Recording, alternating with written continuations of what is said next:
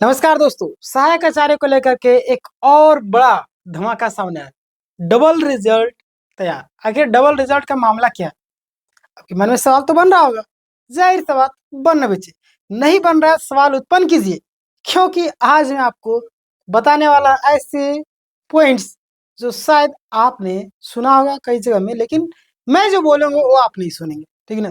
देखिएगा, यानी कि जेएसएससी का बड़ा अपडेट है। हटेंगे या बचेंगे? डबल रिजल्ट तैयार, चयन पर संकट खत्म या झारखंड सहायक आचार्य को लेकर के बड़ी खुशखबरी निकल करके आए। सुप्रीम कोर्ट का अपडेट और भी कई सारी चीजें हैं जिसको लेकर के मैं बात करने वाला हूँ। तो आप सबसे पहले यहाँ पे देखिए, आपको समझ में आएगा। कई सारे पॉइंट मैं आपको डिस्कस करने वाला हूँ, तो जितने भी लोग हैं इस वीडियो को अंतिम तक देखिएगा, आपको सारी चीजें समझ में आ जाएगा, है ना।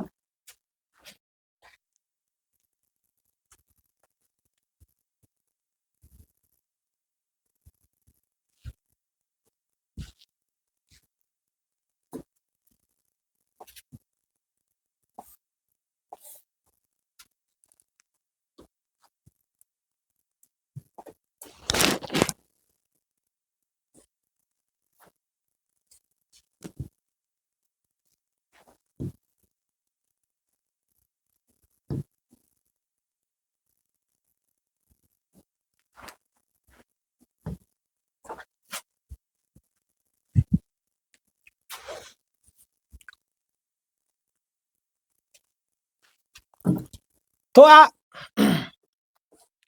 तो आप यहाँ पे देखेंगे कि कोर्ट में जो चल रही सुनवाई, आपको पता है कि लगातार चाहे हाई कोर्ट हो चाहे सुप्रीम कोर्ट, दोनों जगह आपका मामला चल रहा है ना। दोनों जगह अब देखिए क्या हुआ, कई बार जो है ना हाई कोर्ट के फैसले को और सुप्रीम कोर्ट में चैलेंज दिया था, यानी कि हाई कोर्ट के फैसले उसका वैल्यू ही नहीं रहता, है ना। तो आप यहाँ पे देखिएगा कि मामला आपका झारखंड हाई कोर्ट और सुप्रीम कोर्ट दोनों जगह आपका चल रहा है। भर्ती को लेकर लगातार बहस हो रही है ना, और होना भी चाहिए, क्योंकि मामला इतना ज्यादा जा रहा है ना। सुप्रीम कोर्ट हो चाहे हाई कोर्ट, दोनों जगह मामला जा ही रहा है। अभी फिर से लोग कैंडिडेट केस कर रहे हैं, सभी को। कई लोग इंडिविजुअल कर रहे हैं, कई लोग टीम में मिलकर के कर रहे हैं, कई सारे लोग अलग अलग तरीके से, मतलब जिनको लगता है हमारे साथ अन्याय हुआ वो लोग जा रहे हैं कोर्ट, है ना। तो ध्यान दीजिए आप लोग, 6 अप्रैल को बड़ी सुनवाई है और 6 अप्रैल को खुशखबरी मिलने वाली है आप सबको, है ना। ध्यान दीजिएगा आप लोग, 6 अप्रैल को सुप्रीम कोर्ट में अहम सुनवाई है और इसी दिन खुशखबरी मिलने की प्रबल संभावना है। यदि इस दिन फैसला नहीं आता तो 1 सप्ताह के अंदर आ सकता है। यदि आपका जो फैसला इस दिन नहीं आता है तो 1 वीक के, है ना, विद इन 1 वीक आपका क्या हो जाएगा, मतलब कि फैसला जो आपका आ सकता है ना। ध्यान देंगे आप सभी कि हाई कोर्ट में जो आपका हाल की स्थिति है, अभी का जो स्थिति बन रही है हाई कोर्ट में क्या है, क्लियर। तो अभी आप देखिएगा, पिछला सप्ताह जो आपका 40 केस जो है आपका डिस्पोज कर दिए गए कोर्ट में, है ना। अब देखिएगा कि कई सारे लोग इंडिविजुअल जाते हैं, तो मैं आप सभी से कहूंगा कि जब आप टीम के साथ जाते हैं तो आपको फायदा भी कई बार मिलते हैं, पैसे भी कम लगते हैं, एफर्ट भी कम लगता है, क्लियर। तो पिछले सप्ताह जो आपका 40 केस को डिस्पोज कर दिया गया, कोर्ट क्या करती है, कट ऑफ से अधिक मार्क्स वाले आवेदन करना। जो भी कैंडिडेट जिनका कट ऑफ से ज्यादा मार्क्स है वो आप आवेदन कर सकते हो, क्लियर। कोर्ट का आदेश, उनकी नियुक्ति बरकरार रखी जाएगी। उनकी जो नियुक्ति है, उनकी नियुक्ति जब बरकरार बरकरार रखी जाएगी। और कम मार्क्स वाले को इंतजार करना होगा, जिनका नंबर कम है। मैं आपको पहले भी बोला था कि आपका नंबर कम है तो आपको फिर इंतजार करने से फायदा नहीं। हालांकि यहाँ पे बोला जा रहा है कि आपको उसके आसपास ठीक ठाक है तो आप इंतजार कर सकते हैं, अन्यथा फिर बाद में तकलीफ मिलेगा, ठीक ना। चलिए, तो यहाँ पे देखिए कट ऑफ से कम वालों के लिए क्या बातें निकल कर क्या रही।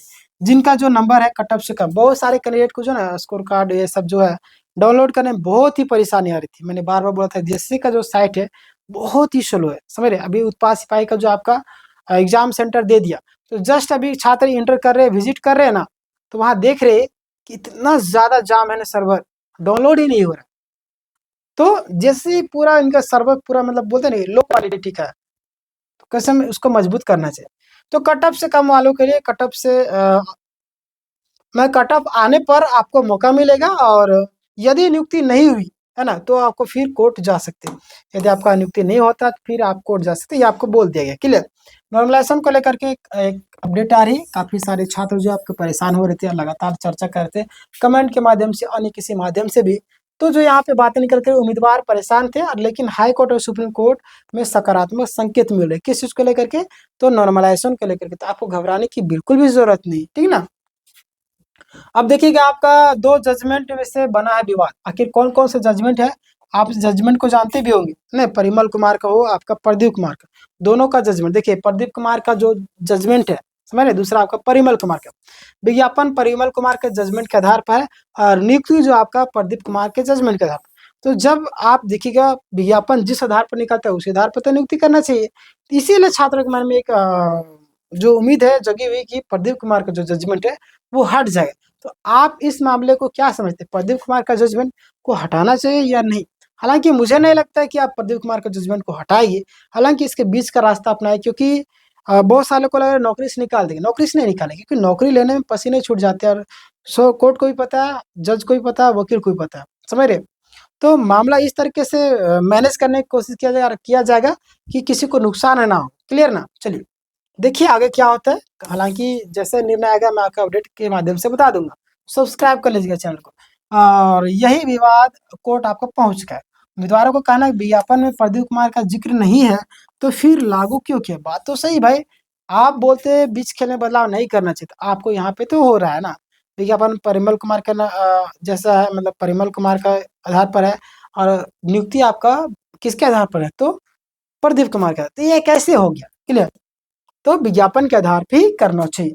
आगे हम बात करते हैं, सुप्रीम कोर्ट में मांगा, सुप्रीम कोर्ट में क्या मांगा कि कुछ उम्मीदवार चाहते हैं, मांगा ना मतलब सुप्रीम कोर्ट में मांग रखा जा रहा है, कुछ उम्मीदवार चाहते हैं कि प्रदीप कुमार का जजमेंट हट जाए, बिल्कुल है ना, इसी की खुशखबरी की उम्मीद काफी ज्यादा बताई जा रही है ना। अगर प्रदीप कुमार का जजमेंट हट जाएगा तो शायद खुशी की खबर है आप सबके लिए, रिजल्ट को लेकर के भी बड़ी बातें निकल करके आ रही, तो क्या बातें हैं आप ध्यान दीजिए आप लोग यहाँ पे, कि झारखंड कर्मचारी चयन आयोग दो प्रकार का जो रिजल्ट है वो तैयार करे। ये भी आपके मन में सवाल हो रहा है कि दो प्रकार का रिजल्ट आखिर कैसे, आखिर एक ही प्रकार का तो रिजल्ट जारी करते, दो प्रकार का मैं आपको बता देता हूँ, दो प्रकार का रिजल्ट आपका कैसे होगा। तो पहला जो आपका परिमल कुमार के आधार पर, ठीक ना, दूसरा आपका प्रदीप कुमार के आधार पर, तो दोनों के आधार पर आपका रिजल्ट तैयार किया जाएगा, क्लियर? तो 6 अप्रैल को सब निर्भर करेगा, जितना भी मामला है आपका 6 अप्रैल को क्लियर होने की प्रबल संभावना बनी। अगर सुप्रीम कोर्ट फैसला देता है तो उसी आधार पर रिजल्ट आपका बनेगा, अगर फैसला नहीं होता तो पुराना जो आपका प्रदीप कुमार का उसी के आधार पर आपका लागू रहेगा, क्लियर? अब जिनका नियुक्ति हो गया है, बहुत सारे कैंडिडेट जो घबराए हुए कि हमारा नियुक्ति तो हो चुका है बट कहीं हमारा नौकरी तो नहीं जाएगा, तो मैं आपको बता रहा ऐसा कुछ भी नहीं होगा। कोर्ट जो हमेशा आमतौर पर नियुक्ति हटाने के पक्ष में नहीं रहते, नियुक्ति को बचाने के पक्ष में रखती है ना। आगे बात करते हैं योग्य उम्मीदवारों के लिए क्या बात है, कि योग्य उम्मीदवार को जगह मिलने की संभावना काफी ज्यादा बनाई जा रही है, बताई जा रही है, और सरकार समायोजन कर सकती है, समझ रहे? खैर देखिए क्या होता है आगे। आगे बात करते हैं हम लोग, डर की जो स्थिति थी, जिनका नियुक्ति हो गया उनके मन में डर तो बनी हुई, तो हटने का डर है वो रखने की जरूरत नहीं है। जो जिनका नियुक्ति नहीं हुआ है मौका मिलेगा तो आपको जरूर नियुक्ति होगी, क्लियर? आगे बात करते हैं अगला जो संभावित निष्कर्ष है वो क्या है। तो अधिकतम जो उम्मीदवार को नियुक्ति हो सकती है और कोर्ट के फाइनल निर्णय के करीब है, मतलब कोर्ट जो आपका फाइनल निर्णय के करीब है, यानी कि अगर फैसला आता है तो काफी सारे छात्रों को बेनिफिट होगा, और कोर्ट का जो निर्णय है काफी ज्यादा करीब है। टाइमलाइन अगर आप यहाँ पे चेक करना चाहते हैं तो आप टाइमलाइन को चेक कर सकते हैं, 6 अप्रैल को बड़ी सुनवाई है और एक हफ्ते के अंदर आपका अंतिम फैसला संभव है, क्लियर?